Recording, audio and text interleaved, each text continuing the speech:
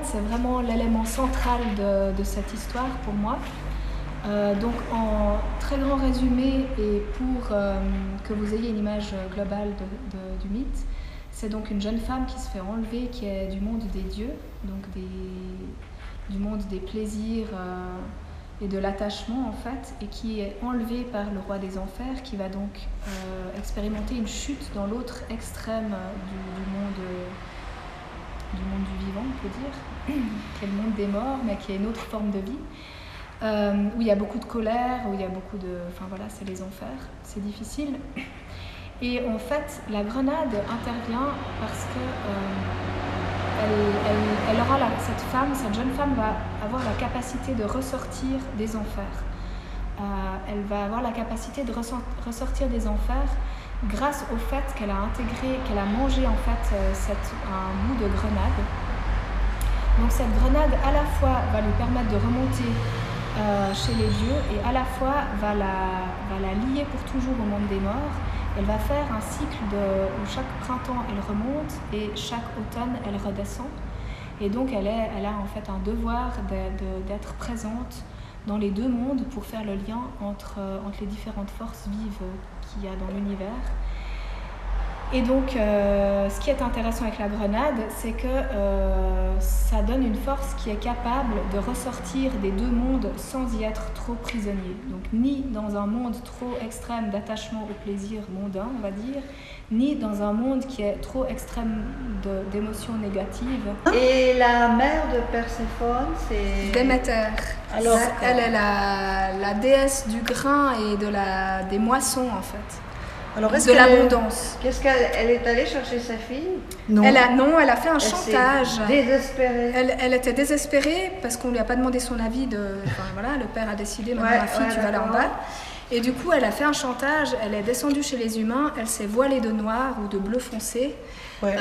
Elle était en deuil. Elle s'est déguisée en vieille femme. Et puis, elle est allée chez les humains. Et elle a fait cesser toute la végétation. Et elle a fait un chantage. Elle a dit maintenant, Zeus, si tu ramènes pas ma fille, les humains vont mourir parce qu'il n'y a plus de végétation sur Terre.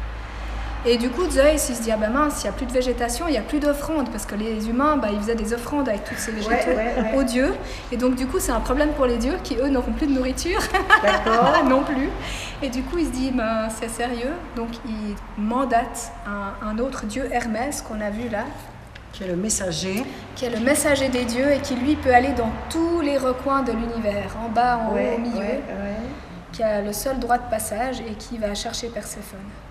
Justement, dans cette histoire, je pense que c'est ce qui intéressait Sarah, c'est qu'on voit que Déméter est extrêmement importante et que si elle ne donne plus le grain, il a fallu peut-être cette petite crise pour que Zeus se dise « Ouh là là, attention ». En fait, cette histoire, elle a donné lieu à différentes interprétations. Il y a l'interprétation mythologique, il y a l'interprétation socioculturelle un peu religieuse, il y a aussi l'interprétation psychanalytique et il y a tout un courant là-dedans qui a aussi vu cette histoire par rapport à une sorte de féminisme ou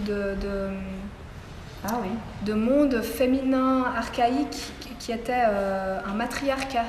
Alors c'est très discuté, c'est pas non plus la vérité, mais c'est une des façons de le voir, c'est cette force de Perséphone en fait et de sa mère Déméter qui ne sont pas soumises, qui ne restent pas en fait soumises aux dieux, qui sont pas contrôlables.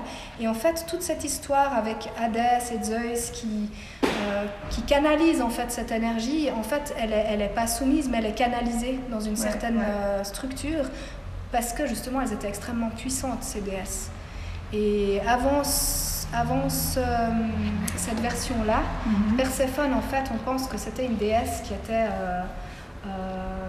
était au-delà du monde grec, qui venait en fait d'avant et qui était en fait au sommet en fait de la hiérarchie matriarcale du Panthéon. En fait, ça nous ramènerait la femme dans ce contexte-là, ça nous ramènerait au respect de l'équilibre dans les cycles.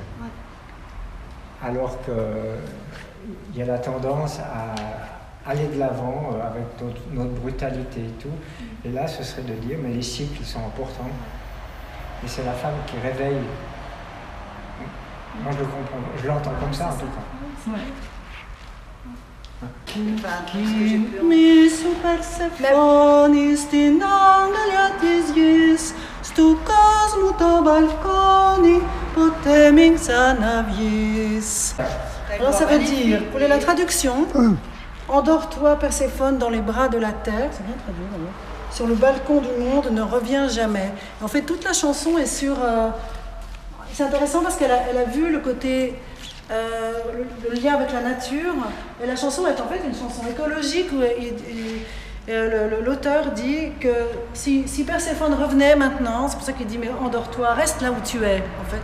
Elle verrait, c'est assez beau parce qu'il dit là où il y avait des champs de fleurs, il y a des usines de ciment, et il y a des touristes qui jettent leurs mégots de cigarettes, alors il dit mais reste là où tu es, dans les bras de la terre.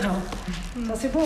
Donc il la voit vraiment comme la déesse de la nature. Il dit, mais finalement, reste là où tu es, tu serais... C'est ça le cauchemar, en fait.